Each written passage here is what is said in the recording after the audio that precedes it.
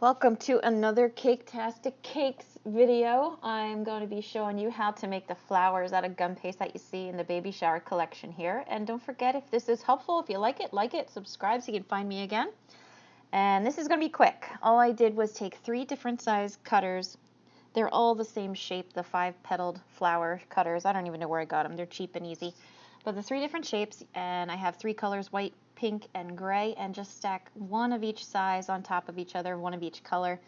I did it for a few of them with a 3, then I did some just 2, and then I added a candy pearl to the center of each one with a little bit of water. Each one you connect just a little bit of water on the back of paintbrush, press it into place, and let it dry. Super easy. They came out very cute.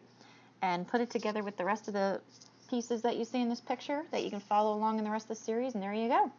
If you like this, please don't forget to let me know, and I will see you next time. Thank you.